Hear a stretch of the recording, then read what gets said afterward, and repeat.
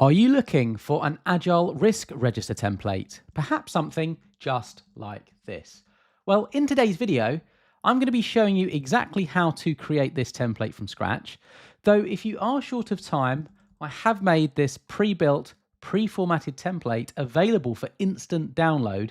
There will be a link in the description down below for that. That way you can save yourself a little bit of time, and it also does help to support this channel and is always appreciated. That being said, I've just opened up a brand new workbook, and I'll now show you step by step exactly how to create this yourself. So in B2, I've just typed in the name of the document. That way, if you're ever to share this with any stakeholder, they know exactly what they're looking at first and foremost. So in B2, I've just typed in Agile Risk Register. I'm going to bold that and increase the font size, all accessible via the home ribbon. I'm then going to put a fill color. So from A1 through to, let's just say L2, I'm going to put a light gray. Again, just differentiates this as the title or the heading of the document. At which point I'm going to suggest we put in a project name.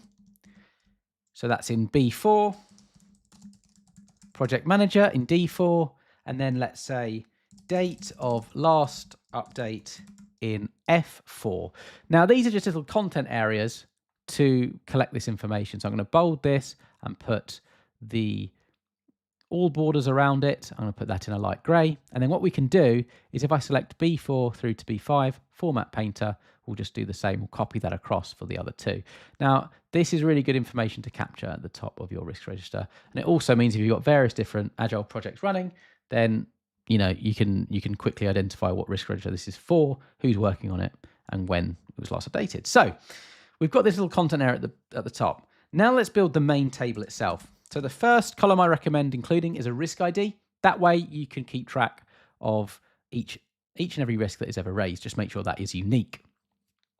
Then we're going to have risk class, and I'll walk you through, that's going to be a drop down, and I'll walk you through some options in due course, because we're going to be using some data validation for that. Then we're going to have risk description to provide some further context as to what the risk is all about. Then we're going to have impact description. So, assuming the risk went or happened or occurred, what is the impact of that? Then we're going to have impact level. So you can give a grading against that risk. Then we're going to have probability level. So what's the chances of it happening? And by having both of these, we can have a priority level. So in other words, we can run a quick calculation to identify what risks need to be in our priority. So the higher the impact, the higher the probability, the higher the priority. And I'll show you how to set that up shortly. We're going to have an area for mitigation strategy against any raised risks. We are going to have an action, what we're going to do against each risk. Owner, who's responsible for each risk, and a reassessment date. So we can make sure that we are keeping on top of these risks and that we kind of come back in here and check what's happening. And then comments, anywhere to add additional commentary. So it'd actually be nice if this was in a light gray as well, because that's the last column. So I've just put that M1 and M2 in gray.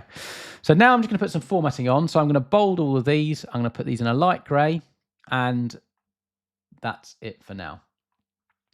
I'm then going to select B7 and go through to about let's go down to about here. And I'm going to select all borders. And then let's just put in 1, 2, 3, 4, 5, 6, 7, 8, 9, 10 for now. That's probably not the best unique ID for each risk. You might want some kind of something before those. So it could be the project name. So it could be Project Alpha 1, Project Alpha 2. And you could do that for each and every different project you have. And then whenever you refer to your risks, you could say something like, oh, this is Project Alpha first risk. You see what I mean? But let's just do that for now. So now we need to build out a couple of drop downs. But before I do that, I'm actually going to select from B7 through to M7. I'm going to put these in the middle, and I'm going to do that as well. I'm going to center them. Just looks better visually. Now let's do the drop downs. So we're going to name this sheet, rename this to Risk Register. And I'm going to select another sheet down here, press that little plus icon. I'm going to rename this to Key. In B2, I'm going to type in Key. I'm going to bold that. I'm going to put that in a gray, and I'm going to make that about 20. And I'm going to do this similar thing here. So we're just putting a little header in there. So from A1 through to F2, I put that in a grey. Now, the different drop downs we're going to have are risk class. We are going to have level. And we're going to have action as well. So for the risk class, the options are going to be, now you may need to tailor these to suit your specific needs, but solution, timeline, budget, these are the kind of ones that make sense for an agile project. Legislative, security, resources, scope. So those are my recommendations. But grey there, grey there, grey there, bold, bold, bold. Levels 1, 2, 3, 4, 5, and these are really interesting. I'll show you those in a second. Put the border around here, and we're going to do for the actions. So this is what we're going to do in response to the risk. Are we going to avoid the risk? Are we going to exploit the risk? Are we going to transfer or share it with a different department? Are we going to try and mitigate it? Are we just going to simply accept and take no further action? So what I'm going to do now is I'm going to put a border around here. I'm going to make this a bit bigger like this and make this a bit bigger. Double left click on my mouse there to make the column the width we need it. And now we have a key. So if we go back into the risk register, in the risk class, I'm going to select from C8 through to C17. I'm going to go data. At the top here, I'm going to scroll over to data validation. Click that. Click the data validation button. Allow. I'm going to select this and then go on list. In the source, I'm going to left click in here. And then I can go into my key. And now these are the options we want to appear in the list. So if I select B5 through to B11, you'll see here what this is basically saying is equals look in the key sheet and bring in the values found between B5 and B11. That's essentially what that's saying here. Press OK. And now we have this available to us. Now you might need to expand the data validation if you're adding additional rows beyond this point. Okay. So next we're going to do impact level. So I'm going to select from B8 through to B17. Data validation, list, source, click in here. Let's go back to our key. Now we're going to do the levels. So 1 through to 9. Press OK. And now we have this. Now we have this. Lovely. We want to do the same thing for probability level because again, that's going to be a score. So data validation on the data at the top, data validation, list, click in here, and the source is going to be the same. Press OK. Now in priority level, what we're going to do here is equals impact times by probability. So as an example, if we put in 2 and 3, that would give us a priority level of 6. Basically the highest, because our score is between 1 and 5, 5 being, highest impact, then the greatest priority we could have is 25. And I'll show you that in a second. So that's ultimately what we could potentially get to. I'm going to drag this down to the bottom. So hover over that, see that little plus, left click and drag the way down. That way we've applied that formula to all of the cells. Mitigation strategy is just going to be text entry. Action, we set up another drop down for that. So I'm going to select, what I'm going to show you is another little trick. If you click column J, select the whole column, click data validation. In the allow, click list, then left click in here and it'll go into source, then click into key, then select F5 through to F9, press OK. And what this has basically done, the way I've done this, is it's applied the drop down to every single cell in the row. So that's fantastic. I didn't set that up for the others. So you'll notice that it's only applied to this table area. Now the benefit and problem of doing this is you'll notice that we've got the drop down in all these other areas, probably where we don't want them. So to remove those from those areas only, let's select J1 through to J7, then click data validation, and change the allow to any value. That way, these are any value, just like up here, so's this. But any row that falls under row 7 is going to have that drop down, even outside the table. So if you start adding new rows, then it's already going to be pre-done. So it's a little trick there. The rest are all just going to be manual data entry. So we can update those with text. We don't need any drop downs. So that's the basis of the main table. But I want to show you something else. I'm going to show you a scale. Now, the scale is great because this can give us a visual representation of what we need to work on, and we can build the scale into the risk register with some conditional formatting. So in my example I gave you earlier, let's say it has a high impact and a high probability. We could have any 25 appear in red, so it draws our eyes to it. That risk we really need to focus on. At the other end of the spectrum, if we had 1 times 1, that is the lowest priority. We could have this as a very, very light green. In other words, or even a grey. In other words, this isn't a priority for now. It's got too low an impact, too low a probability. Now, the scale field, or scale sheet, I should say, gives us an idea as to, that understanding. When do we begin work? When does things become something we need to focus on? So I'm going to give this sheet a title. I'll do this like this.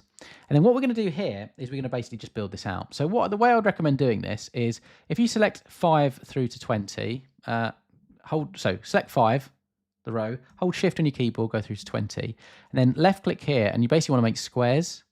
So what you want to do is make squares, okay? Now I'm going to put all the numbers in first, that's the easiest thing to do, and then we'll work out the other bits we need to do. So 5, so what we're doing is the scale here. So 5, 4, 5, 4, 3, 2, 1. Okay, this is going to be the probability scale. Now we need to build the impact scale. So 1, 2, 3, 4, 5. Okay. Now I'm actually going to select all of these.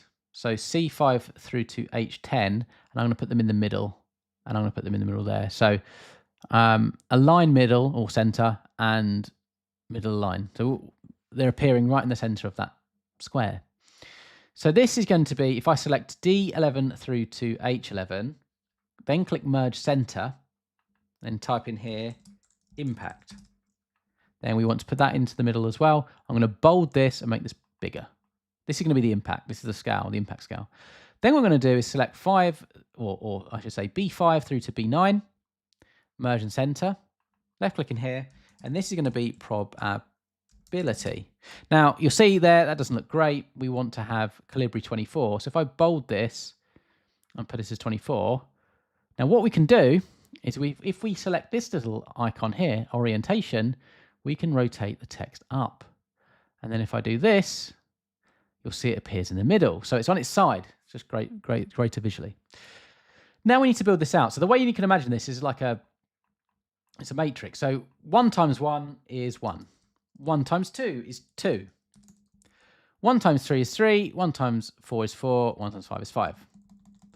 2 times 1 is 2. 3 times 1 is 3. 4 times 1 is 4. 5 times 1 is 5. This is how you work out the numbers, essentially. But I'm just going to plug them all in just to save a little bit of time. So it's 5, 5, 10, 15, 20, and 25. So in other words, 5 times 5 is 25. 5 times 4 is 20. That's how you basically get to these numbers if you wanted to work it all out. But 4, 4, just to save a little bit of time, 8, 12, 16, 20. And then it's going to be 6, I think. 3 times 2, yeah. 2 times 2 is 4. And we've got 3 times 3 is 9. And 2 times 3 is 6. And 4 times 3 is 12. And 2 times 4 is 8. And 5 times 3 is 15, and 2 times 5 is 10. So now we just need to put our colouring in. So this is our scale here. So in 25, we're going to put that as a red, and I might even put that as a white. We really want to draw eyes to it, because that is, and then we're going to bold this all out as well. That is, highest impact, highest probability. And then basically, we can put this scale as a light grey, this scale as a light grey, and then we can do like a light green for the first. This is low impact, low probability. Basically, the way you can do it is like anything under 5 is green, anything between 6 and 10 is a yellow, anything between 11 and 20 is an orange, and then 25 is red. So anything, let's just say 6 to 10 is yellow. So we can just look at the numbers and just put this on like this. So it works out kind of like that, and then that would be like that there, and then the rest is essentially orange because it's between 50 or 11 and 20. So let's put a little orange on like that, and then we've got our color coding. Now what you can then do at this point is you can then go into the risk register. So this all relates to this, by the way. So as an example, impact level probability level. So 3 by 3, our priority is 9. So if we looked on the scale, a 9 would be, say, a yellow in terms of the priority. So let's set up some conditional formatting so that these colors are reflective of the scale. So I'm going to select from H8 through to H17. Then on the home ribbon, we're going to click conditional formatting. Then we're going to click new rule because we don't have anything set up at the moment. In the rule type, we want to click on format only cells that contain. Now it says format only cells with, so we need to set up various different rules here. So let's start on the greens first. So cell value is between 0 and 5. Format light green. Okay. As you'll see, this hasn't changed color, anything between 0 and 5.